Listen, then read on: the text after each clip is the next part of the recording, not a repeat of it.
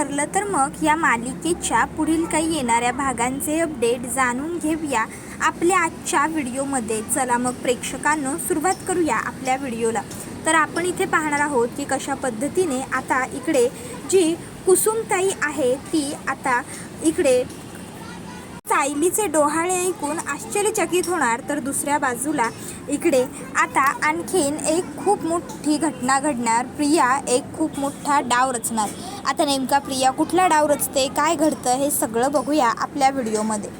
आता रात्री मोतीचूरचा जो काही प्रसंग घडलेला असतो त्यानंतर अर्जुन आणि सायली ह्या दोघांनाही झोपायला उशीरच झालेला असतो। मग सकाळी आता उठल्याच्या नंतर इकडे रात्री बकाबक उलट्या झाल्यामुळे सायलीला खूप जास्त भूक लागलेली असते। तिला असं झालेलं असतं की कधी मी काहीतरी खाईन म्हणजे मला जरा बरं वाटेल। मग आता सायली खाली येऊन विचारते की आई मला ना खूप भूक लागली, काही खायला आहे का? त्यावेळी अस्मिता म्हणते सायली हे बघ मी माझ्यासाठी छान मसाला ओट्स बनवले होते, तू एक काम कर हे तू खाऊन घे। सायली म्हणते नाही नको अस्मिता, अगं तुला कामावर जायचं असेल ना। त्यावर अस्मिता म्हणते सायली अगं आज रविवार आहे, आज मला कुठेही जायचं नाही आहे, त्यामुळे हे घे हे मसाला ओट्स तू खाऊन घे, मी नंतर काहीतरी खाईन मम्माने बनवल्यावर। मग सायली ते मसाला ओट्स खायला घेते। सायली ते ओट्स खाते। ओट्स खूपच जास्त टेस्टी असतात, सायलीला ते खूप आवडतं सुद्धा। त्याबरोबर दुसऱ्या बाजूला आता अर्जुन हा सुद्धा तिथे बसलेला असतो। तो सुद्धा नाश्ता तयार झाल्याच्या नंतर नाश्ता वगैरे करून घेतो। दोघं नवरा बायको आज सुट्टी रविवार असल्यामुळे वरती त्यांच्या रूममध्ये बसून राहतात, छान आराम करायचा असं ठरवतात। तर त्यावेळी इकडे जी सायली असते अचानक सायलीला आता पोटात दुखू लागतं। आता मग अर्जुन तिला म्हणतो काय होतंय बायको? सायली म्हणते कळत नाही आहे, पोटात दुखतंय। अर्जुन तिला म्हणत असतो की आपण दवाखान्यात जायचं का?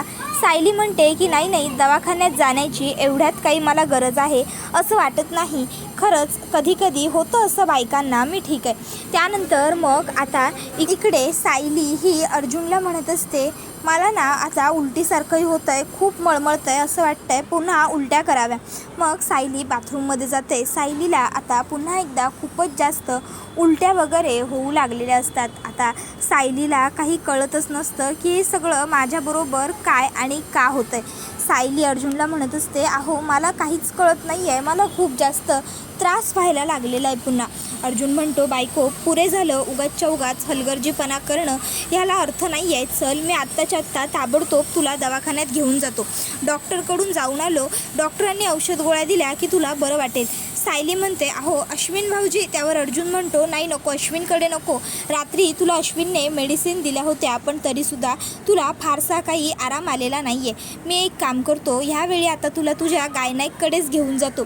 तुझ्या गायनाईकने जर तुला औषध दिलं ना तर त्याचा इम्पॅक्ट तुझ्यावरती जरा जास्त लवकर होईल। आफ्टर ऑल तिला तुझी सगळी मेडिकल हिस्ट्री माहीत असणार आहे, त्यामुळे ती जरा तुला चांगलं ट्रीटमेंट देईल।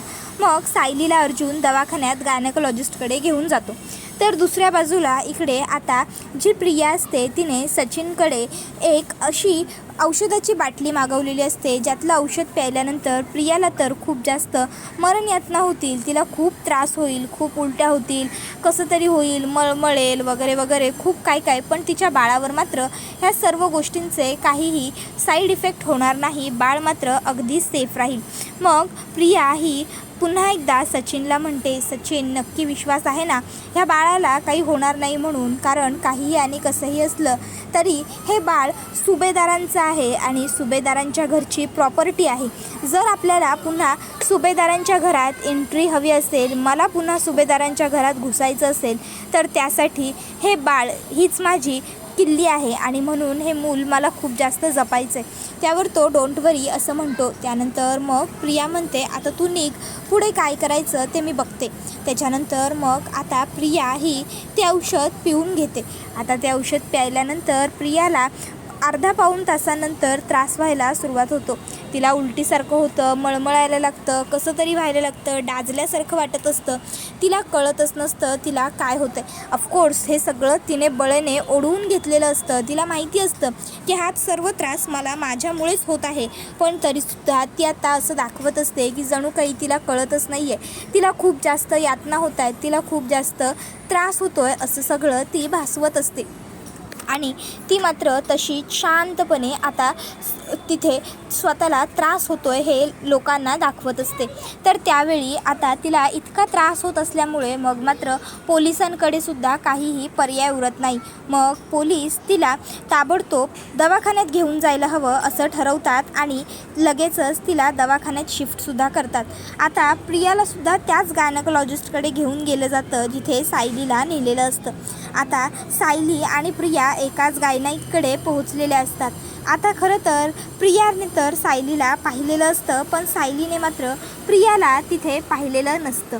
तर आता प्रिया विचार करते की ही सायली ही इथे काय करते, ते सुद्धा गायनॅकोलॉजिस्टकडे, म्हणजे नक्कीच काहीतरी गडबड आहे.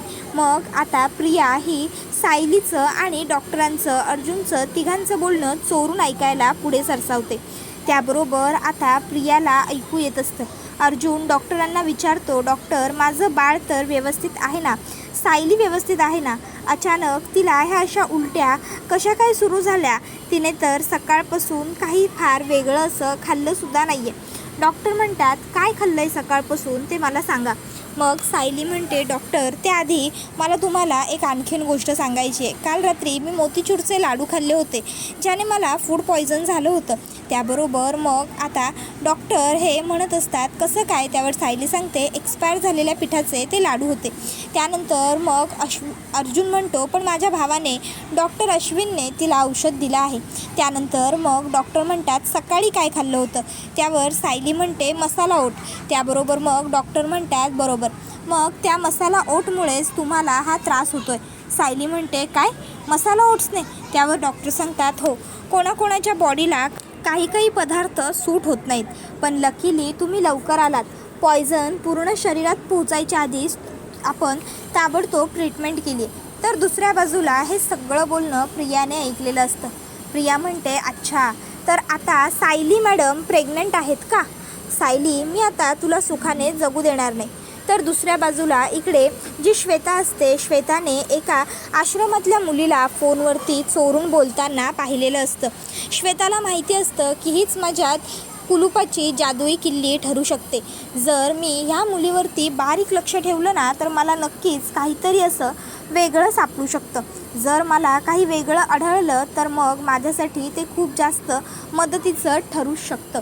मला ह्या मुलीवर अगदी व्यवस्थित आणि बारीक लक्ष दिलं पाहिजे असा विचार करून श्वेता आता त्या मुलीवरती लक्ष ठेवायला सुरुवात करते. ती कुठे जाते, कोणाला भेटते, कोणाशी बोलते, काय करते, कशी करते, दिवसभर श्वेताचं लक्ष बारीक अगदी असतं. जेव्हा घरातली सगळी माणसं झोपायला जातात तेव्हा श्वेता मात्र त्या मुलीवरती लक्ष ठेवत असते. असंच सुरू असतं 1-2 दिवस. श्वेताला जाणवतं की नक्कीच या मुलीचं काहीतरी वेगळं सुरू आहे, नक्कीच काहीतरी गडबड आहे. आता ती काय आहे हे श्वेतालासुद्धा माहीत नसतं आणि कळतही नसतं, पण एवढी मात्र तिला पक्की खात्री असते की नक्कीच काहीतरी गडबड आहे. पण ती काय याचाच विचार श्वेतासुद्धा करत राहिलेली असते. श्वेताला विचार येतो एका क्षणासाठी मनात, हिचं बाहेर काही असेल मला वाटतंय तसंच काहीतरी असेल, नक्कीच हिचं बाहेर काहीतरी असेल. जर तसं असलं तर मला खूप मदत होईल, म्हणजे हिला इमोशनली ब्लॅकमेल करून मला सुभेदारांची सुद्धा माहिती गोळा करता येऊ शकते. त्या सायलीने हिला जर सगळं सांगितलं तर हिच्याकडून मी काढून घेऊ शकते. असा सगळा विचार तिच्या डोक्यात घोळू लागतो, फिरू लागतो. ती म्हणते वा, जर मी प्रियाला सुभेदारांच्या घरचीसुद्धा सगळी माहिती प्रोव्हाइड केली तर मग तर प्रिया माझ्यावर खूप खुश होईल आणि प्रिया मला काहीतरी बक्षिशीसुद्धा देईल असं श्वेताला वाटत असतं. श्वेता आता त्या मुलीवरती बरोबर व्यवस्थित लक्ष ठेवत असते. हे सगळं करतानाच ती आश्रमातल्या मुलांचीही काळजी घेण्याचं नाटक करत असते. मुलांबरोबरसुद्धा ती अगदी प्रेमाने जुळवून घेत असते, जेणेकरून मुलांनासुद्धा तिच्यावर संशय वगैरे कधीही येऊ नये यासाठी. तर आता सायली आश्रमात आल्यानंतर मधुभाऊ आणि सायली हे दोघंजणं काम करत बसलेले असतात. मधुभाऊ सायलीला म्हणत असतात, साऊ बाळा, तू म्हणाली होतीस ते सगळं काम ह्या फाईलमध्ये आहे, तुला बघायचं होतं ना, बघू शकतेस ही फाईल. त्यावेळी कुसुमताई तिकडे आलेली असते. कुसुमताईचे डोळे जरा ओलावलेले असतात, ती रडल्यासारखी वाटत असते. मग आता सायली म्हणते, कुसुमताई काय गं, काय झालं, तुझे डोळे का असे दिसत आहेत? मग कुसुमताई काही नाही म्हणून लपवण्याचा प्रयत्न करते. सायलीने खूप खोदून विचारल्यावर ती सांगते की जेव्हा मी आज हिला पाहिलं ना श्वेताला, तेव्हा मला माझे जुने दिवस आठवले. श्वेताऐवजी मला मी स्वतः दिसले. अश्रीत असलेली मी अशीच इथे दरवाजात आले होते. त्यावेळी सायली म्हणते, कुसुमताई, स्वतःला तू अश्रीत असं कसं म्हणू शकतेस? तू आम्हा सगळ्यांची मोठी बहीण आहेस आणि तू आमचं पहिलं कुटुंब आहेस. जर तूच स्वतःला हे असं बोलून घेतलंस तर मग आम्ही काय करायचं? आम्ही लहानांनी कुणाच्या तोंडाकडे बघायचं? त्यावर कुसुमताई म्हणते, अरे मला कसलं तुम्ही उगाचच्या उगाच समर्थन करताय. मी अनाथ आहे, मी आश्रयी आहे इथे खरंच. पण सायू, तुझं मात्र सगळं बदललं हां. बरं झालं कुणाला तरी आपल्या कुटुंबांपैकी आईबाबा मिळाले. आईबाबांचं सुख काय असतं, आईबाबांचं प्रेम काय असतं हे आपल्या मुलांना, आपल्याला कोणाला म्हणजे फारसं काही अनुभवित नाही आहे. पण किमान ते तुझ्या वाट्याला तरी आलं सायली, हे बरं झालं. त्यावेळी अर्जुन म्हणत असतो की आपण प्रयत्न करू तुमच्यासुद्धा मुलांना आईबाबांना सोडण्यासाठी. शोधू आपण त्यांना, बघू आपण. जरी आपल्याला नाही सापडले तरी प्रयत्न करून बघू. जसं सायलीच्या नशिबात होतं तसंच मे बी तुमच्या कोणाच्यासुद्धा नशिबाचं असेल. तुमचे आईबाबाही कुठेतरी असतील जे आपल्याला सापडतील. हे ऐकून मुलं आश्रमातली खूप खुश होतात. त्यानंतर मधुभाऊ सायलीला म्हणतात, बरं साऊ बाळा, आता कामाची खूप दगदग करायची नाही. आता 2 जीवांची झाली आहेस, त्यामुळे आता स्वतःची आणि स्वतः इतकीच बाळाची सुद्धा काळजी घ्यायची. बाळाला काय हवं आहे काय नको हे तुलाच कळायला हवं ना आता. हे बघ, ते तुझ्या आतमध्ये आहे. ते स्वतःहून तर तोंडाने काही मागू शकत नाही, काही बोलू शकत नाही. पण म्हणून तू तुझी काळजी घे. तू वेळेवर खाल्लंस प्यायलीस की बाळापर्यंत सर्व गोष्टी, सर्व पोषण आपोआप पोहोचेल. पण जर तू हलगर्जीपणा केलास तर मग मात्र. त्यावर सायली मधुभाऊंना सांगते, मधुभाऊ तुम्ही अजिबातच काळजी करू नका. एकदम निश्चिंत, निवांत आणि बिनघोर राहा. मी माझी आणि बाळाची अगदी व्यवस्थित काळजी घेते. आणि कशाला काळजी करताय तुम्ही? तुम्ही जरी तिथे नसलात तरी माझी आई आहे ना तिथे. त्याबरोबर मग मधुभाऊंना वाटतं की सायली प्रतिमा आत्याबद्दल बोलते. मग आता कुसुमताई आणि मधुभाऊ थोडे गप्प होतात. त्यावर सायली म्हणते, आई म्हणजे कोण वाटलं तुम्हाला? आई म्हणजे मी यांच्याबद्दल बोलते. त्याबरोबर सगळेच वरती बघतात. तर सायली म्हणते, हो यांच्याबद्दल. माझ्या खाण्यासाठी आला, माझ्या पिण्यासाठी आला, माझ्या सर्व गोष्टींसाठी यांनी अलार्म लावून ठेवलेत ना. लहान मुलांची आई कशी अलार्म लावते तसं. त्यावेळी हे सगळं काही ऐकून मग प्रिया हिला सांगायला हवं असा विचार करत श्वेता प्रियाला कॉल करते. त्यानंतर ती प्रियाला सगळं सांगते. प्रिया तिला भेटायला बोलवत असताना ती म्हणत असते की नाही, मी तुला भेटायला वगैरे कुठेही येणार नाही आहे. त्याबरोबर मग आता त्या ठिकाणी सायली आलेली असते. सायली आता विचारू लागते की काय झालं श्वेता, कोणाचा फोन आहे? त्यावर आता श्वेता म्हणते, फोन नवरा, माझ्या नवऱ्याचा फोन होता. मला घरातून हकललं टाकलं तरी अजून माझा पिच्छा सोडत नाही आहे. शारीरिक हौस पूर्ण करण्यासाठी बायको लागतेच ना रात्रीची. त्यावर मग आता सायली तिला म्हणते, तू शांत हो आणि तू फोन त्याचा बंदच करून ठेव. तू काळजी करू नको, तो तुझं काही वाकडं करू शकणार नाही आहे. आणि जरी तो इथे शोधत शोधत तुला आला ना तरीही आम्ही तुला इथून नाही जाऊ देणार. तू निश्चिंत आणि निवांत राहा. हे ऐकून मग ती थोडी शांत झाल्याचं नाटक करते. तर दुसऱ्या बाजूला मधुभाऊ म्हणतात की तू कशाला काळजी करतेस, आम्ही आहोत ना सगळे. आम्ही कायम तुझ्यासोबत, तुझ्या रक्षणासाठी उभे राहू. त्याबरोबर मग मधुभाऊ म्हणत असतात की बरं चला सायली, आता हे बघ, हे मी तुला यादी बनवून दिली. किती आणि काय काय आणायला लागतं ते आहे हे सगळं. सायली ती यादी नजरेखालून चाळते आणि म्हणते, मधुभाऊ तुम्ही सगळं सामान मागवून घ्या, मी तुमच्याकडे पैसे देऊन ठेवते. आणि हो, लाईट बिल, किराणा बिल ते सुद्धा भरायला घ्या. त्याबरोबर मधुभाऊ होकार देतात. आता कुठे हलकं झाल्यासारखं वाटतंय असं म्हणतात. त्याबरोबर हा व्हिडिओ संपतो आणि व्हिडिओला लाईक करा, चॅनलला सबस्क्राईब करा आणि बेल आयकॉन आठवणीने प्रेस करा, जेणेकरून तुम्हाला पुढच्या प्रत्येक व्हिडिओचं नोटिफिकेशन मिळत जाईल आणि सर्व व्हिडिओंचा आनंद हा अगदी उत्तम पद्धतीने घेता येईल. धन्यवाद.